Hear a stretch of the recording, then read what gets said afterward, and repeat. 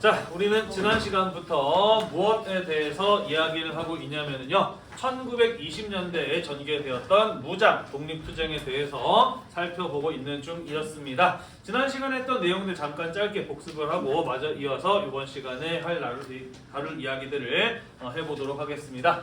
자, 3.1운동 이후에 3.1운동의 비폭력이라고 하는 방식에 실망했던 사람들의 경우에는 이후에 무장 독립투쟁에 나서게 되었다라고 이야기를 했습니다. 그죠? 자, 그래서 국내에서도 천마산대, 보합단, 9월산대 같은 이런 무장 독립투쟁 단체들이 활동을 했습니다만은 국내의 경우에는 일제의 감시와 탄압으로 인해서 이들이 활동하는데 한계가 있었다라고 이야기를 했죠. 그죠? 자, 그래서 결국 체포당하고 해산되었던 그리고 쫓겼던 이런 인물들이 이후에는 만주로 넘어가서 만주 지역을 중심으로 무장 독립투쟁을 하게 되는 모습들을 보이게 된다라는 이야기를 했었습니다.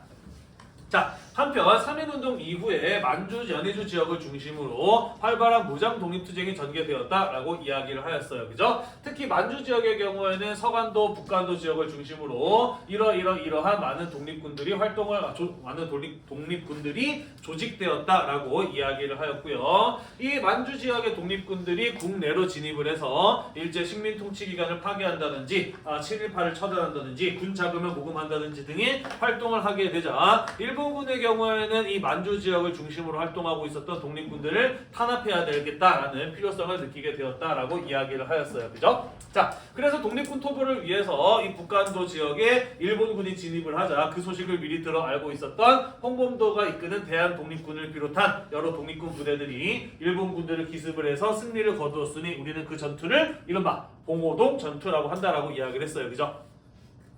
네. 그 승리의 규모가 중요한 것이 아니다라고 이야기를 했죠. 그죠? 실제로 일본군이라고 하는 정규 군대를 상대로 독립군들이 거두었던 최초의 승리라는 점에서 큰 역사적인 의의를 갖는다라고 이야기를 했습니다. 자, 그래서 봉오동 전투 이후에 독립군들의 이 전투력을 재평가하면서 일본군은 이 만주 지역의 독립군들을 탄압하기 위해서는 제대로 준비돼서 더 많은 군대를 동원할 필요가 있겠구나라는 것을 생각하게 되었다라고 이야기를 하였죠. 다만 만주는 중국 땅이었기 때문에 일본 군대가 남의 나라 땅에 가려면은 그만큼의 명분이 필요하였다라고 이야기를 했습니다. 그래서 만들어낸 사건이 무엇이었냐면은 바로 훈춘 사건이라는 거였어요. 그죠? 이 만주 지역에 활동하고 있는 마적대를 매수를 해서 훈춘에 있는 일본 영사관의 분관을 공격하게 했습니다. 그죠? 그 과정에서 일본인들이 사망을 하게 되면서 일본은 일본인을 보호한다는 명분, 마적대를 토벌해야 된다는 명분을 근거로 들어서 독립군을 탄압하기 위한 대규모의 군대를 동원하게 되었다라고 이야기를 하였죠. 자, 그래서 김자진이 이끄는 북로군정서, 홍범도가 이끄는 대한독립군 등의 독립군들의 연합부대를 구성을 해서 일본군들을 기습하기 좋은 청산리 지역으로 이동하면서 일본군들을 유인하게 됩니다. 그죠? 자, 그래서 청산리 일대에서 일본군과 6일 동안 10여 차례 정도의 전투를 치르면서 결국에는 큰 승리를 거두어냈으니 그 사건이 바로 청산리 전투 또는 청산리 대첩이라고 하는 사건이었다라고 이야기를 했었죠. 그죠? 네.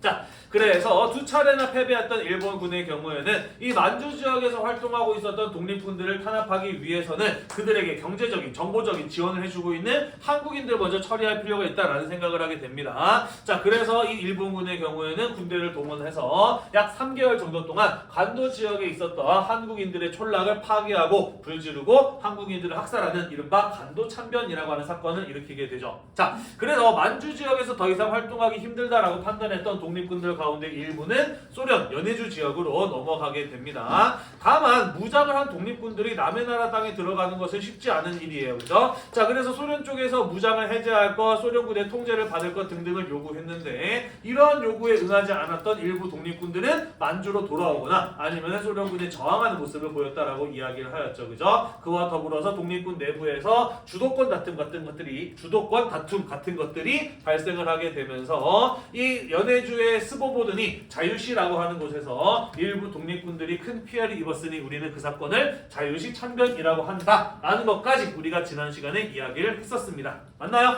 네. 네. 그 뒤에는 어떤 일들이 있었는지 마저 이어서 살펴보도록 하겠습니다. 3부의 성립이에요. 같이 한번 봅시다. 자, 간도 참변과 자유시 참변을 겪게 된 독립군들의 경우에는 독립군 부대를 재조직하면서 통합의 필요성을 느끼게 됩니다. 이전과는 상황이 많이 달라졌어요. 예전과 같은 방식으로 더 이상 만주 지역에서 독립군들이 활동하기가 어려워졌습니다. 그래서 독립군 조직을 다시 한번 정비하면서 각각의 따로따로 활동할 것이 아니라 통합된 조직을 만들어서 좀 더 강력한 단체를 만들어내자라고 하는 이런 어떤 이야기들이 나오게 되었다라는 것이죠. 자, 그래서 실제로 독립군들을 통합하기 위한 노력이 이루어졌고요. 그 결과로 남만주 지역에서는 이른바 대한통군부라고 하는 통합된 독립군 조직이 만들어지게 됩니다. 그리고 대한통군부의 경우에는 이후에 더 많은 독립군 조직들을 포함하면서 대한통의부라고 하는 조직으로 확대되어 나가요. 내가 물을 안 가져왔구나. 할 수 없지.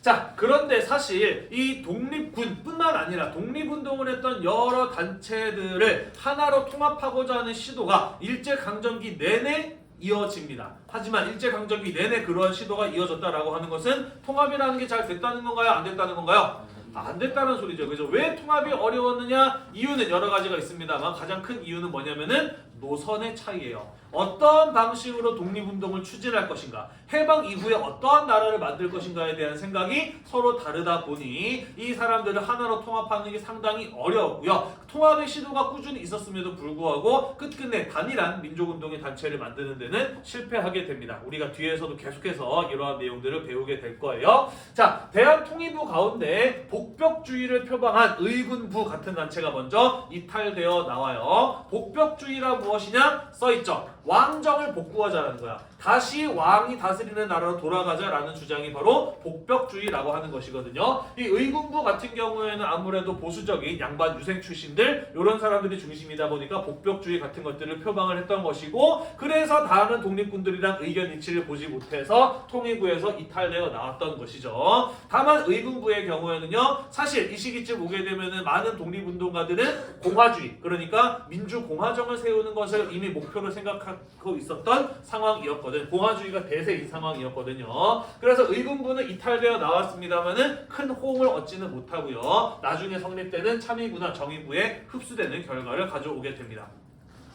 이렇듯이 대한통일부로 통합이 이루어졌지만 그 내부에서의 노선 대립 등으로 인해서 계속 갈등이 일어났다라는 것이에요. 자, 그리고 이 압록강 연안 지역을 중심으로 활동했던 독립군 단체 중에 하나가 또 대한통일부에서 이탈되어 나옵니다. 우리는 대한민국 임시정부와 함께하겠어 라고 이야기를 했던 것이죠. 자, 그래서 이들이 대한민국 임시정부에게 그들을 따를 것을 연락을 하게 되고, 대한민국 임시정부는 그 독립군 조직에다가 육군주만 참의부라고 하는 이름을 지어줍니다. 자, 그러면서 이 만주 지역에서 하나의 독립군 조직을 만들려고 했던 시도는 하나 둘씩 이탈되는 조직들이 나타나기 시작했다라는 거예요. 자, 그래서 통일부에서 참의부가 빠져나가고는 이후에 남만주 일대에서 나머지 통일부 세력들을 통합해서 정의부라고 하는 또 다른 세력을 만들어내게 되고요. 자유식 참변 이전에 자유시 참변 이전에 연해주로 가다가 다시 돌아온 김좌진을 비롯한 이 북만주 지역의 독립군 세력들 역시 통합된 조직을 만들면서 이른바 신민부라고 하는 새로운 독립군 조직이 만들어지게 됩니다. 자, 그래서 정리하자면 자유시 참변 이후에 이 만주 지역에는 남만주와 북만주 지역에 각각 참의부, 정의부, 신민부라고 하는 세 개의 독립군 조직으로 독립군 부대들이 통합되는 결과가 나타나게 되었다라는 것이에요. 이해됐나요? 그래서 우리는 참의부, 정의부, 신민부라고 해서 이들을 무엇이라고 부르는 거예요? 삼부라고 부른다는 거죠. 삼부의 성립이란 참의부, 정의부, 신민부의 성립을 뜻한다라는 얘기가 되겠습니다. 됐나요? 네. 자, 이 삼부는 어떤 성격을 가진 독립군 조직이었느냐? 민정 조직임과 동시에 군정 조직의 성격을 가지고 있는 공화주의, 자치주의 정부였다라고 이렇게 나와 있네요. 요게 뭔 소리냐? 이런 겁니다. 자, 지난번에도 선생님이 이런 이야기를 했어요. 중국에서는 청나라가 망한 이후에 중국 전체를 효과적으로 지배할 수 있는 단일한 정부가 세워지지 못한 상황이었다라고 이야기를 했어, 그지? 그래서 사실상 무정부 상태나 다를 바 없었고, 각각의 지역에는 과거 청나라에서 키웠던 군인들이 군벌이라고 하는 것을 형성을 해서 각각의 지역을 지배하고 있는 상황이었다라고 이야기를 했습니다. 기억이 나나요? 네, 다시 말해서 이 군벌이 지배하고 있는 사회에 사실상 무정부 상태랑 다를 바가 없었기 때문에 이 만주 간도 지역에 살고 있었던 한국인들을 보호해주고 그들의 행정적인 문제를 처리해 줄 수 있는 조직이 존재하지 않았던 겁니다. 그래서 이들 3부는 그들이 각각 활동했던 지역을 중심으로 그 지역에 살고 있는 한인들을 대상으로 정부의 역할을 수행해 줬던 것이에요. 산인사회 내에 질서를 유지한다든지 행정적인 일들을 처리해 준다든지 교육 활동을 한다든지 등과 같은 정부의 역할을 수행하였다. 그게 민정조직의 성격을 갖는다라는 것의 의미인 거예요. 이해됐나요? 네. 자, 그러면서 그 지역에 살고 있는 한국인들에게 세금을 걷어서 그 자금력을 바탕으로 독립군 조직들을 운영해 나갔던 것이죠. 그게 군정 조직의 성격을 갖는다라는 것의 의미인 겁니다. 이해됐죠? 그죠? 다만 이들은 왕이 있는 정부 조직의 형태를 갖춘 것이 아니었기 때문에 공화주의의 모습을 갖추었다라고 이야기를 하는 것이고 이 지역에 살고 있는 한인들이 스스로 알아서 이 지역에 대한 통치 질서를 잡아나가는 성격의 정부였다라는 의미에서 자치정부의 성격을 지닌다라는 것의 의미인 것이에요. 이해되셨죠? 네. 자, 그래서 3부는 민정조직과 군정조직의 공화주의 자치정부의 성격을 갖는 독립군 조직이었다라고 이렇게 정리를 할 수가 있겠네요. 넘어가도 될까요? 네. 그래요. 나는 그래도 이 정도면 참 수업 태도가 훌륭한 사람들이라고 생각을 해요. 다른 반에서 살짝 이렇게 이제 고강 같은 게 생겨가지고 들어가다 보면은 평소에 내가 수업하는 반 학생들이 얼마나 착한 학생들이구나라고 하는 거를 조금씩 느끼게 됩니다. 다른 반 학생들이 이걸 보진 않겠지, 그죠? 네. 자, 미스야 협정으로 가보도록 합시다. 일본은 매우 골치가 아팠습니다. 독립군 조직을 때려잡으려고 간도 참명 같은 사건들을 일으켰음에도 불구하고 또다시 이 만주, 간도, 연해주 지역에서 계속해서 독립군들이 활동하는 이러한 모습들을 보여요. 문제는 이 만주, 연해주가 남의 나라 땅이라는 거지. 그래서 옛날처럼 똑같이 또 훈출 사건 같은 것들을 일으켜서 대규모의 군대를 동원하는 데에는 한계가 있었다라는 겁니다. 결국 일본은 어떠한 방법을 쓰기로 하느냐? 손을 대지 않고 코를 푸는 방법을 사용하려 합니다. 그게 바로 미스야 협정이라고 하는 것이에요.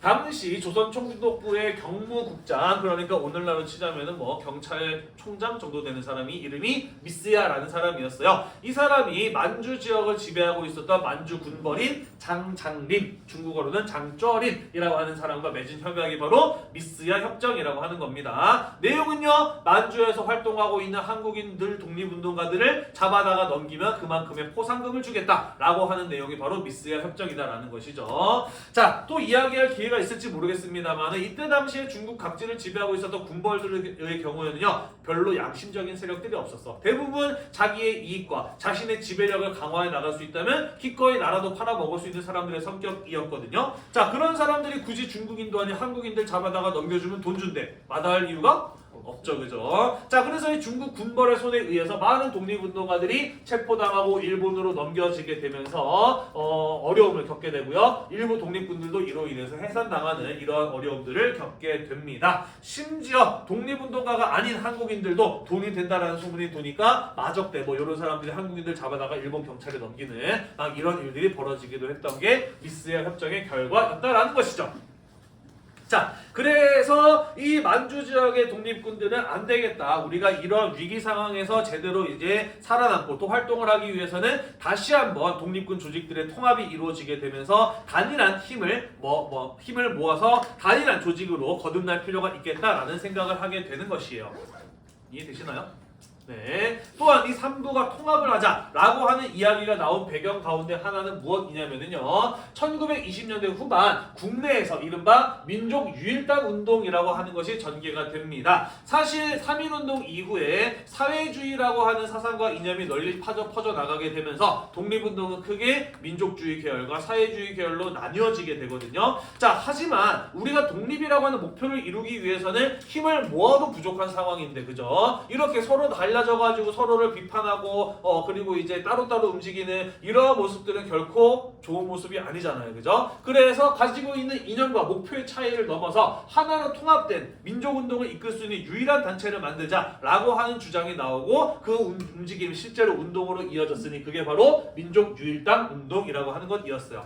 뒤에서 배울 겁니다. 그 결과로 신간의 같은 단체가 만들어지기로 하거든요. 그래서 야 국내에서도 이렇게 민족 유일당 운동 같은 것들이 전개되고 있는데 우리 만주에서도 독립운동하는 사람들을 하나로 통합하기 위한 노력을 해보자 라는 이런 이야기가 나오게 되었다라는 것이죠. 됐나요? 네, 그래서 3부의 통합운동이 전개가 됩니다만은 아까도 이야기했듯이 우리나라의 이 민족운동, 독립운동의 근본적인 한계, 해방될 때까지도 해결하지 못했던 문제, 그게 바로 뭐냐면 사실 하나의 통합을 이루지 못했다라는 점이에요. 이 3부의 통합 방식에 대한 의견 대립이 발생을 하게 됩니다. 어떠한 방식으로 통합된 단체를 만들 것인가에 대해서 끝끝내 합의를 이뤄내지 못해요. 그래서 3부의 통합운동이 전개된 결과 하나의 통합된 단체를 만들어내는 데는 실패하게 되고요. 이념적 성향에 따라 국민부와 혁신의회라고 하는 두 개의 단체로 통합이 이루어지게 되었다라는 것이에요. 되셨나요? 네. 그리고 국민의회는 나중에 이름이 한국독립당으로 바뀌고요. 한국독립당의 지도를 받는 한국독립군이라고 하는 독립군 조직이 활동을 하게 됩니다. 국민부의 경우에는요. 이후에 조선혁명당으로 개편이 되고 그들의 지휘를 받는 조선혁명군이 활동을 해나가게 돼요. 그래서 1930년대 무장독립투쟁은 이들을 중심으로 전개되어 나가는 모습을 볼 수가 있을 겁니다. 여기서 한 가지 우리가 짚고 넘어가야 될 거. 그 이전에 봤던 독립군 조직들은 전부 다 부라고 하는 명칭을 쓰고 있어요. 또는 의회라는 명칭을 쓰고 있죠. 그죠? 이게 의미하는 바는 뭐냐면은 정부 조직입니다. 독립군 운동을 할 때 정부 조직의 형태를 띠려고 노력을 했어. 그런데 1930년대로 넘어가게 되면서 정부 조직의 형태가 아니라 정당의 형태로 바뀌어서 운영되는 모습을 볼 수가 있습니다. 왜 그러냐면요. 정부라고 하는 것은 다양한 성향을 가지고 있는 사람들을 한꺼번에 끌어모아서 활동할 수 있는 성격을 가지는 단체가 정부 조직이에요. 그런데 그러다 보니 서로 다른 이념과 목표의 차이 등으로 인해서 그 정부 조직이 하나로 굴러가기 무척 어려웠잖아요. 그죠? 그래서 올바른 방향은 무엇일까? 마치 소련에 공산당이 만들어지고 그 공산당이라고 하는 이념과 목표를 하나로 가진 사람들이 함께 움직여서 소련이라는 정부를 만들었던 것처럼 정부가 민족운동을 주도하는 것이 아니라 같은 생각을 가지고 있는 정당 조직이 민족운동을 주도하는 게 맞다라는 이런 생각으로 바뀌게 됩니다. 대충 이해가 되나요? 네. 그래서 한국독립당이 만들어지게 되는 거고 조선혁명당이 만들어지게 되는 거고 그 정당 조직의 지휘를 받는 독립군들이 활동하는 모습이 1930년대 무장독립투쟁의 모습이었다라는 것이에요. 대충 이해가 되시죠? 그죠? 나중에 우리가 이제 민족주의 계열과 사회주의 계열의 많은 단체들을 보게 될 텐데요. 대체로 대한, 한국, 독립 뭐 이런 단어들을 보면은 민족주의 성향의 단체구나. 조선, 혁명 이런 단어들을 보면은 사회주의 계열의 단체구나 라고 하는 것 정도 여러분들이 살짝 생각해 두시면 계열별로 단체들을 정리하는 데 조금 도움이 될 거라고 생각을 해요. 되셨나요? 넘어가도 될까요? 네. 넘어가도록 하겠습니다. 자, 다음 주제로 가보도록 할게요. 의열투쟁으로 가보도록 하겠습니다. 아씨, 내가 왜 물컵을 안 가져왔지? 네, 지난주 금요일날 많이들 충격을 받았었나요? 갑작스럽게 선생님이 등장을 해서 네. 그래도 내가 나타났는데 애들이 호응을 안 해주면 어떡하지 하고 조금 걱정했었는데 그래도 다들 깜짝 놀라주고 소리를 많이 질러줘가지고 네, 덕분에 더 큰 용기를 낼 수 있었다고 생각을 해요. 별로 나랑 안 친했던 애들이거든. 그 중에 내 수업 듣는 애 한 명밖에 없어. 4명 중에. 근데 내가 또 어떻게 기가 막히게 관종이라는 걸 알아보고 나보고 같이 와서 춤춰달라고 얘기를 하는 바람에 네, 우리 학교에서 지금 몇 년째야? 2014년 왔으니까 10년 가까이 근무를 하고 있는데 그 중에 청솔제 무대에 올라가서 춤춰본 거는 처음이긴 하네요. 네, 뭐 학교 다닐 때 춤추는 뭐 댄스 동아리 이런 거 한 거는 아니었고요. 그 선생님 학교는 축구부도 있었고 야구부도 있었어. 그래가지고 이제 응원단 이런 게 되게 활성화돼 있었거든. 그래서 선생님 그 안에서 이제 막 응원단 활동 같은 것도 하고 그랬었어 가지고 뭐 남들 앞에 나서는 걸 별로 이렇게 두려움 없고 춤은 아주 잘 추는 건 아니지만은 네, 그래도 대충 좀 됐던 것 같아요. 네. 네. 자, 의열투쟁으로 가보도록 합시다. 의열투쟁이란 무엇이냐? 개인이나 소수의 인력이 일제를 상대로 벌인 무력투쟁을 가지고 의열투쟁이라고 이야기를 합니다. 뭐라고 생각하시면 비슷하냐면요. 테러리즘, 테러리스트 같은 개념이라고 생각하시면 되겠습니다. 지금 현재 세계적으로 가장 유명한 테러는 2001년 공교롭게도 오늘이네요. 9월 11일 날 그죠? 미국의 쌍둥이 타워를 향해서 알카에다의 비행기가 돌진했던 사건, 가장 대표적인 사건이었죠. 그죠? 사건으로 다들 기억을 하고 있죠. 뭐 이에 대해서 많은 사람들이 비난을 하는 것도 사실입니다. 왜냐하면 그 과정에서 수많은 무의미한 희생자들 이런 사람들이 많이 발생을 하기도 했잖아요. 그죠? 하지만 우리의 이 독립운동의 한 방식으로 이루어졌던 의열투쟁도 사실은 그러한 모습을 띈 단체가 있기도 했다라는 거예요. 알카에다의 수장이었던 오사마 빈 라덴 같은 사람이 세계적으로 이제 악명을 떨치면서 높은 현상금 같은 게 걸렸잖아요. 마찬가지로 이 의열 투쟁을 주도했던 단체의 수장들, 여기 나와 있는 김원봉이나 다음 페이지에 나오는 김구 선생님 같은 경우에도요, 일제에 의해서 높은 현상금이 걸리고 국제적인 테러리스트로 지목받은 적이 있기도 해요. 자, 어쨌든 그러한 방식을 가지고 우리는 의열투쟁이라고 이야기를 한다라는 겁니다. 3.1운동 이후에 비폭력 운동의 한계를 인식했던 사람들, 강력한 무장 조직의 필요성을 인식하게 됩니다. 그러면서 여러 의열투쟁 단체들을 만들고요. 일본의 중요한 사람들, 그리고 친일파들, 식민통치기관 이런 것들을 파괴하고 죽이는 이런 활동들을 전개해 나가니 우리는 그런 단체들을 일컬어 의열투쟁 단체라고 이야기를 한다라는 것이죠. 많은 단체가 있었고요. 단체를 만들지 않고 개인적으로 의열투쟁을 하는 사람들도 있었습니다만은 우리는 이 단원에서 한 두 단체 정도만 기억을 하면 될 것 같아요. 의열단과 다음 페이지에 나올 한인애국단 정도만 기억해 두면 될 것 같습니다. 각각 어떠한 단체였는지 한번 이야기를 해보도록 할게요. 봅시다.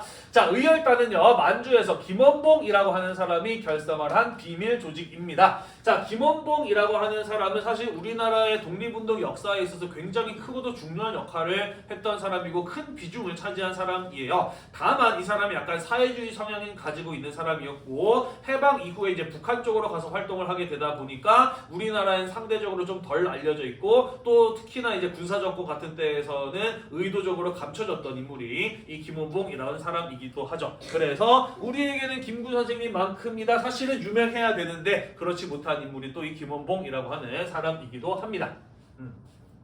이런 얘기 하면 문제가 되려나? 요즘 홍범도를 얘기해도 나쁜 빨갱이라고 뭐라고 붙이고 있으니 네, 김원봉 얘기하는 것도 좀 겁나긴 하네요.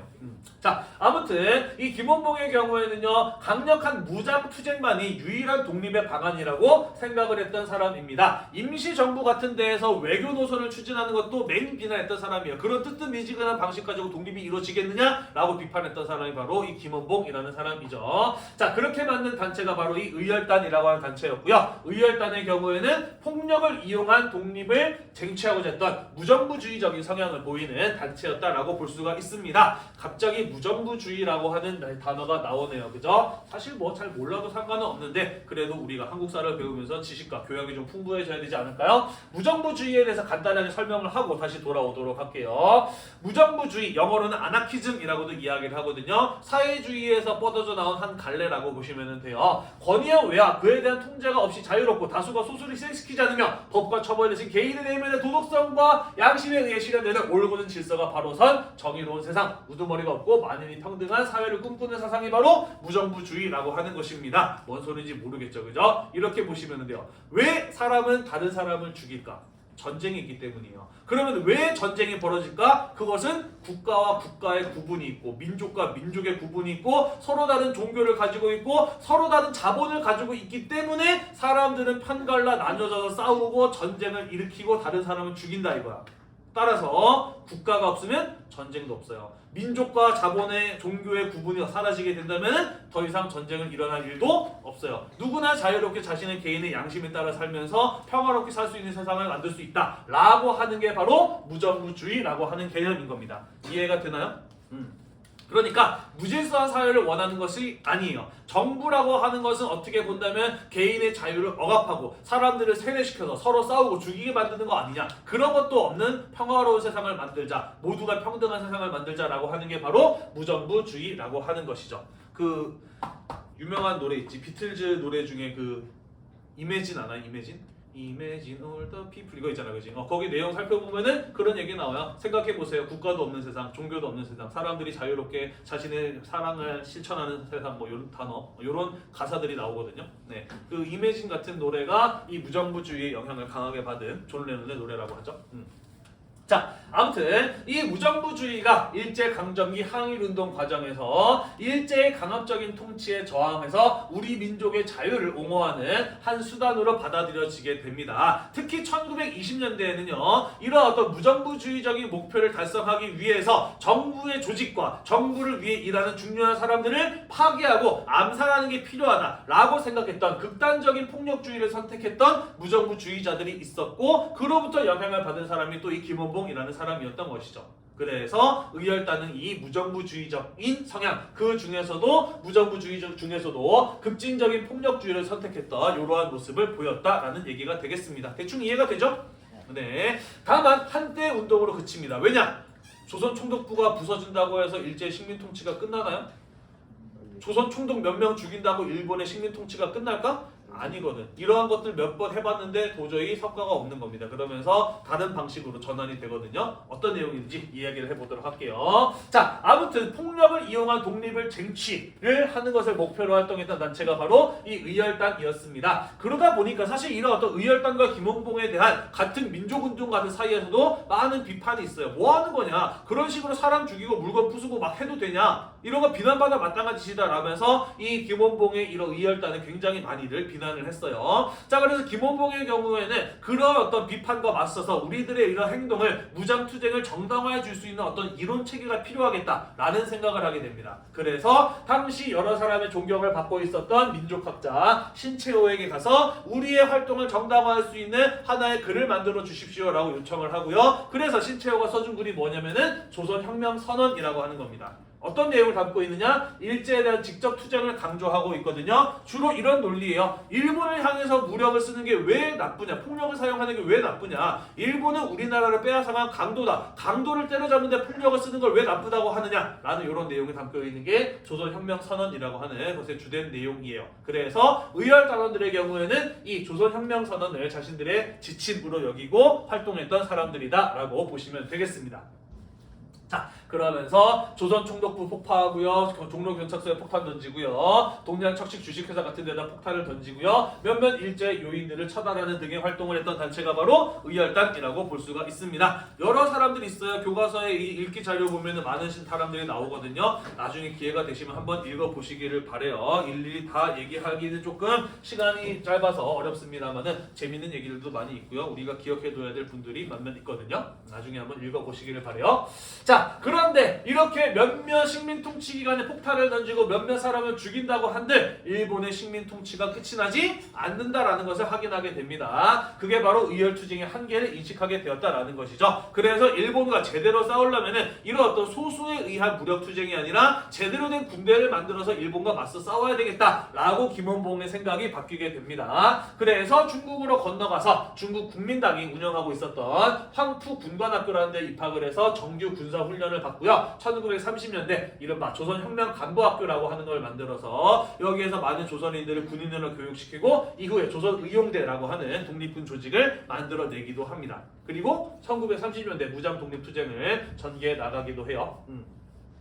또한 중국 관내 독립운동 단체를 통합을 합니다. 관내라고 하는 건 뭘 의미하냐면은 만리장성보다 아래쪽에 있는 곳들을 관내라고 해요. 만주를 제외한 전통적인 중국 지역을 중국 관내라고 하거든요. 그 중국 관내 지역에서 활동하고 있었던 많은 독립운동 단체들을 통합을 해서 1935년에 민족혁명당이라고 하는 것을 만들기도 하거든요. 1930년대 독립운동 다룰 때 다시 한번 얘기가 나올 겁니다. 그때 가서 이 김원봉과 민족혁명당 다시 한번 기억을 또 올리시면 되겠어요.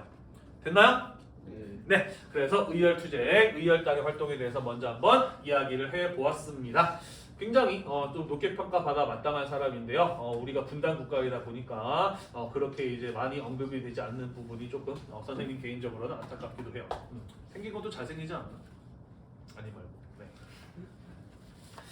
자, 우리가 의열투쟁에서 기억해야 될 두 번째 단체 한인애국단이 되겠습니다. 자, 한인애국단은요 누가 만들었느냐? 대한민국 임시정부의 끝까지 남아있었던 김구 선생이 조직한 단체가 바로 한인애국단입니다. 도대체 김구 선생은 그러면 왜 의열투쟁 단체를 조직해야만 했을까? 그 까닭은 무엇이냐? 첫 번째, 대한민국 임시정부가 침체에 빠졌기 때문입니다. 우리 지난번에 이런 이야기 했어요. 그죠? 대한민국 임시정부가 민족운동을 이끌 유일한 조직으로, 유일한 지도 조직으로 만들어졌는데 외교활동도 별다른 성과가 없었고 군사활동도 별다른 성과가 없었어요. 그죠? 게다가 연통제 교통국 같은 것들이 무너지면서 돈줄도 끊겨버렸어. 그래서 이 위기를 어떻게 극복할 것인가를 놓고 많은 민족운동가들이 모여서 회의를 열었으니 그게 바로 국민대표회의라고 하는 것이었는데 거기에서 창조파, 개조파로 나뉘어서 자기들끼리 말싸움 하다가 서로 다 감정이 상해서 너네랑 같이 안 해! 라고 하면서 대한민국 임시정부를 떠나버렸다라고 이야기를 했었죠. 그죠?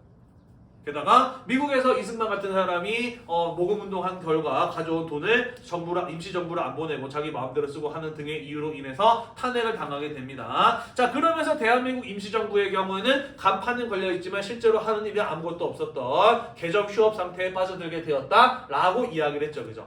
그래서 대한민국 임시정부가 무엇을 필요했느냐? 우리 아직 죽지 않았어. 살아있다라는 것을 보여줄 필요가 있었던 것이죠. 우리는 이렇게 독립운동 열심히 하는 단체야. 우리랑 함께 했을 때 우리는 독립이 일어날 수 있어. 라고 하는 어떤 메시지를 전달할 필요가 있었다라는 거예요.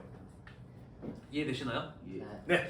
두 번째, 만보산 사건이라고 하는 게 있었습니다. 이 만주 지역에서 토지를 개간하는 문제로 한국 농민과 중국 농민들이 충돌했던 사건이거든요. 자, 사실 어찌 보면 한국 농민과 중국 농민들이 자기들끼리 이제 어쩌다 보니까 싸운 사건처럼 보일 수가 있는데 사실 그 내막을 들여다보면은 아니에요. 일제에 의해서 유발된 사건이라고 볼 수가 있습니다. 일본이 일부러 한국과 중국의 농민들을 서로 싸우게 만든 사건이라고 볼 수가 있어요. 게다가 이 둘이 충돌했던 건 사실입니다만 실제로 그 사람들이 충돌했던 것보다 훨씬 더 심각한 것처럼 문제를 키워서 세계 각 지역에 특히 이제 국내와 중국에 일본이 또 의도적으로 보도를 뿌립니다. 왜 그랬느냐? 일본은 중국을 침략할 계획을 가지고 있었거든요. 그런데 중국 사람, 한국 사람이 함께 힘을 합해서 일제에 저항하면은 안 되잖아, 그지? 그러니까 한국인과 중국인들 사이에 이간질을 시켜서 그들이 서로 싫어하게 만드는 그런 어떤 목적을 가지고 만든 사건이 바로 만보산 사건이었다라고 볼 수가 있습니다. 자, 요 사건에 대한 일본의 왜곡된 정보가 한국과 중국으로 퍼져나가게 되면서 한국 사람들도 중국인들을 되게 싫어하게 되고요. 중국 사람도 한국인들을 되게 싫어하게 됩니다. 그러면서 중국과 만주에서 독립운동을 이어가기가 힘들어지는 이런 상황이 벌어지게 돼요. 그래서 김구 선생은 한일 애국단을 통해서 무엇을 보여줄 필요가 있었느냐? 항일이라는 목표를 한국인들과 중국인들은 똑같이 가지고 있다라는 것을 보여줄 필요가 있었다라는 거죠. 이해되시죠? 네. 제가 이해되지? 많이 졸리니? 쓰세요. 손으로 열심히 움직이면은 잠이 좀 안 올 겁니다.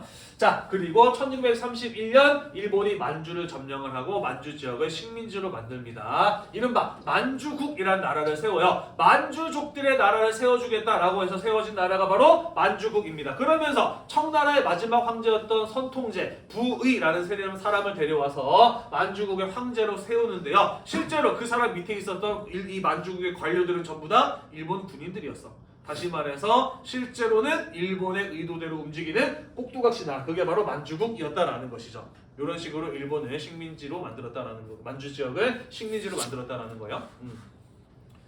그 영화 배우 중에 나문희 씨 있지, 나문희 씨. 나문희 씨 같은 경우에는 출생지가 만주국이죠. 일제 강점기에 만주국에서 태어났던 분이고 해방 이후에 한국으로 이제 왔던 그런 분들도 있죠. 자, 아무튼 그래서 만주 지역도 일본에 의해서 장악이 되면서 중국과 만주 지역에서 독립운동을 이어가기가 힘들어졌다라는 것입니다. 자, 그래서 이러한 위기를 극복해 보고자 김구 선생이 조직한 단체가 바로 한인애국단이었다라는 거예요. 대한민국 임시정부의 침체를 극복하고 독립운동의 활기를 불어넣고 중국인들에게 한국도 당신들과 마찬가지로 항일이라는 공통의 목표를 가지고 있다라고 하는 것을 알리고자 하였다라는 것이죠. 이해가 됐나요? 네, 한인 애국단은 못 들어봤지만 이봉창, 윤봉길 이런 사람의 이름은 들어봤죠, 그죠? 이분들이 바로 한인 애국단에서 활동했던 사람들이 되겠습니다. 자, 그래서 한인 애국단의 대표적인 의거 활동에 대해서 이야기를 보도록 할게요. 자, 이봉창이라고 하는 사람, 이봉창 의사의 경우에는요, 조선 사람이었지만은 일본인을 동경했다고 합니다. 약간 좀 뭐랄까, 사람에 대한 자료들 읽어보면은 꽤나 한량이었다. 자유분방한 사람이었다. 그렇게 공부를 열심히 하고 막 이렇게 수준 높은 사람은 아니었구나라는 이런 생각이 살짝 들어요. 그러니까 이제 사실 식민지 조선인들 같은 경우에는 일본인들이 대체로 잘 먹고 잘 살고 멋있게 사니까 당연히 그러한 삶을 동경할 수도 있었다라고 생각을 해요. 그리고 이 사람도 바로 그러한 삶을 동경했던 사람이죠. 그래서 일본어 공부도 열심히 하고 진짜 일본인이 되기 위해서 일본으로 건너가서 일본에서 실제로 일하면서 사는 모습을 보입니다. 하지만 자기가 아무리 열심히 노력을 해도 자신에게 붙여진 조선인이라는 꼬리표가 사라지지 않고 일본 내에서 오히려 심한 민족 차별 같은 것만 경험을 하게 되는 겁니다. 그래서 열받은 이봉창 의사의 경우에는 안 되겠다. 나는 그냥 독립운동하려다 라고 마음을 먹게 되면서 상하이로 이 대한민국 임시정부를 찾아오게 됩니다.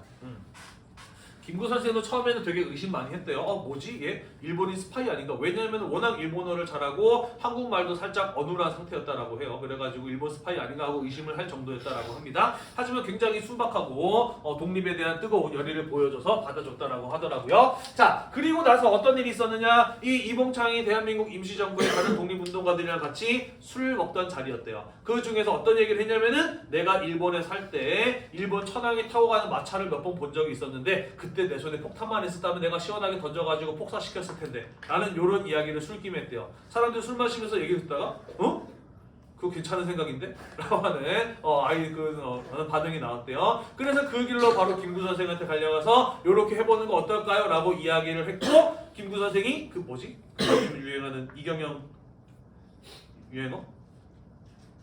그거 좋은 생각이다. 진행시켜 이렇게 해가지고 실제로 그거를 구상을 하게 됐다라고 해요. 이봉창 의사의 경우는 워낙 일본어를 잘하는 사람이어서 별다른 의심 없이 폭탄을 가지고 일본으로 들어가는 데 성공했다라고 하고요. 그리고 일본의 군대 열병식을 보고 나오는 일본 천황의 마차를 향해서 폭탄을 던져서 그 마차를 폭파시키는데 성공하였다라고 합니다. 그런데 문제는 뭐였냐면은 보안상의 이유로 일본 천황의 경우에는 2대 이상의 마차를 한꺼번에 움직이거든요. 그리고 터진 마차는 일본 천황이 타고 있지 않은 마차였던 거야. 그래서 암살에 실패하게 되는 것이죠. 요 얘기하고 와야지. 우리 교과서에서는 일왕이라고 표현이 되어 있어요. 그리고 여러 신문 기사 같은 것들을 봐도 일왕이라고 표현을 하고 있고 일본 천황이라는 표현을 쓰면 사람들이 밑에다가 왜 일본인이 천황이냐라고 하면서 막 나쁜 댓글들을 막 다는 거를 봐요. 사실 선생님은 우리나라에서 이렇게 표현하는 감정이 이해가 되지 않는 건 아닙니다. 식민 지배의 경험을 가진 사람들이기 때문에 당연히 일본 천황을 일본 천황이라고 부르고 싶지 않은 기분은 10분 이해해요. 그런데 이렇게 보시면 됩니다. 사실 일본 천황이라고 하는 것은 그들이 사용하는 고유 명사거든.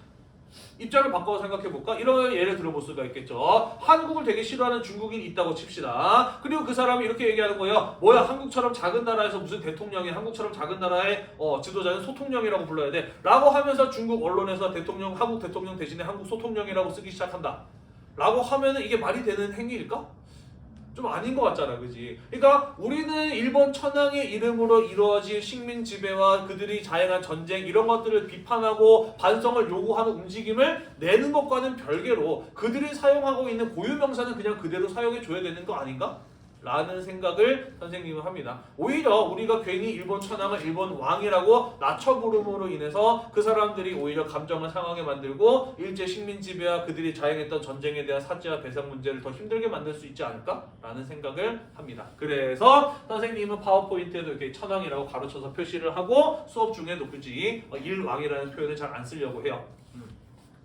알겠죠? 자, 아무튼 실패로 끝났습니다. 그때 이제 기록 신문 기사를 보니까 그런 거 있더라고. 일본 경찰들이 이 이봉창 앞에 있는 사람이 폭탄 던진 줄 알고 이봉창 앞에 있는 일본인을 잡아다가 막 두드려 패고 있으니까 이봉창 이 길로 도망가면 안 잡히겠구나라고 생각을 했는데 그래도 굉장히 양심적인 사람이라서 그 모습이 이제 마음 아파서 그냥 가만히 있지 못했대요. 그래서 그 사람 때리지 마라, 내가 폭탄 던졌다라고 자수를 해서 일본 경찰에게 체포가 되었고 이후에 32살의 나이로 사형을 당했다고 합니다. 자, 아무튼 일본 천황이 폭사할 뻔했어요. 그죠? 굉장히 큰 사건이죠. 일본뿐만 아니라 세계적으로도 큰 이슈가 됐습니다. 자, 그리고 지금 일본이 만주를 침략을 해서 만주국을 세웠잖아요. 그래서 중국 사람들도 일본에 대한 반일 감정이 굉장히 강한 상태였잖아요. 그죠? 그래서 이봉창이 일본 천황을 암살하려고 했다. 그리고 실패했다라는 소식이 알려지게 되자 중국 신문 쪽에서 뭐라고 보도를 했느냐? 아이고! 아깝다 라는 식으로 신문 보도를 했어요. 그러자 일본이 그것을 명분으로 삼아서 잘못을 추궁을 하면서 상하이를 기습 공격을 해서 점령을 해요. 그러니까 원래 점령할 계획을 가지고 있어서 명분이 필요했는데 때마침 일본 신문에서 그런 식으로 보도하니까 그걸 구실로 삼아서 상하이를 기습 공격하고 점령을 했으니 그게 바로 1923년에 있었던 이른바 상하이 사변이라고 하는 사건이었어요. 그리고 1923년에 일본 천황의 생일 겸 이 상하이 점령을 기념하기 위해서 축하 행사가 상하이에 있는 홍구공원, 훈코우 공원에서 열리게 됩니다. 가봤어요. 예전에 다른 학교 있을 때 수학여행을 상하이로 간 적이 있었거든.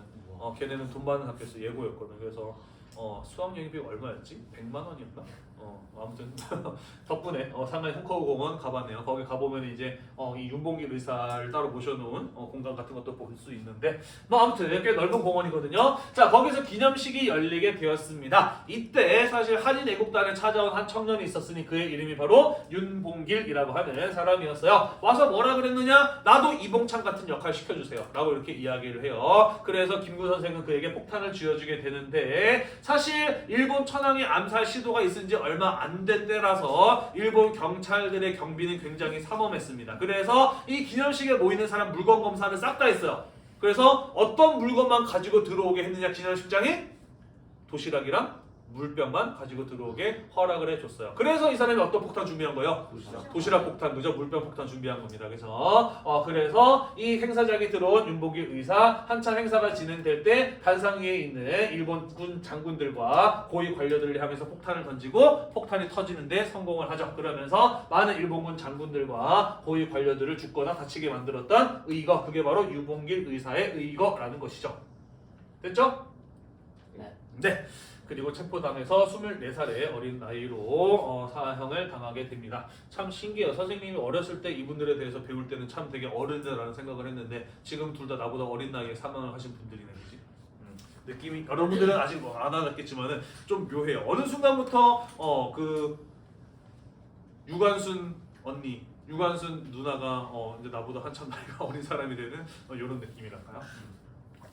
자, 그리고 이 있고 난 이후에 김구 선생은 이거 내가 지시한 일이다, 한인 애국단의 이름으로 한 일이다 라는 사실을 공포합니다. 자, 그러면서 어떤 변화가 일어나게 되느냐, 중국 국민당 정부가 굉장히 좋아했다라고 해요. 근거 없는 얘기기는 한데요, 중국 국민당 정부를 이끌고 있었던 장개석, 저기 뭐야, 장개석, 갑자기 중국어를 생각나는 장개석, 그 이름이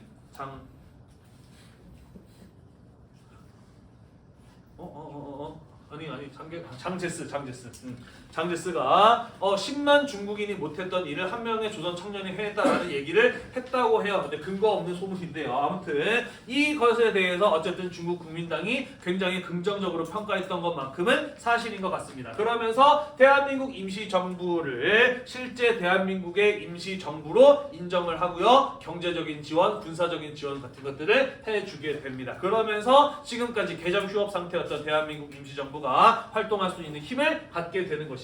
자, 그러면 대한민국 임시정부의 위상이 높아지게 됩니다. 떠났던 독립운동가들 다시 대한민국 임시정부로 찾아오는, 그러면서 자금력과 인력난이 해결되는 이러한 모습을 보이게 되는데요. 대한민국 임시정부에 대해서 주목했던 것은 중국 국민당이나 독립운동가들만이 아니라 일제, 경찰과 군인도 대한민국 임시정부에 대해서 주목하게 되었다라는 것이죠. 일제의 감시와 탄압이 강화되는 결과를 가져오게 됩니다. 그래서 대한민국 임시정부, 일본이 점령한 상하이에서 더 이상 활동하기가 어려웠어요. 그래서 이후에 중국 국민당을 따라서 중국 내부로 이동하다가 결국에는 해방 직전쯤 가게 되면은 굉장히 깊숙한 중국 내륙 지역인 충칭 지역으로까지 이동을 하는 이런 모습들을 보이게 됩니다. 이후에 대한민국 임시정부의 활동은 어떻게 나타나게 이어지게 되느냐, 1930년대 민족운동을 다룰 때 마저 이어서 살펴보도록 할게요. 됐나요? 네, 자, 이렇게 해서 우리 지난 시간과 이번 시간에 걸쳐서 1920년대의 무장 독립투쟁과 의열투쟁에 대해서 쭉 한번 이어서 살펴보았습니다. 다음 시간부터는 국내로 가서 국내에서 어떠한 민족운동이 있었는지에 대해서 마저 이어서 살펴보도록 하겠습니다. 오늘도 공부하느라고 대단히 고생이 많으셨고요. 이 영상이 여러분들의 수업에 도움이 되셨다면 구독과 좋아요 잊지 말고 눌러주세요. 수고했습니다. 자, 한국사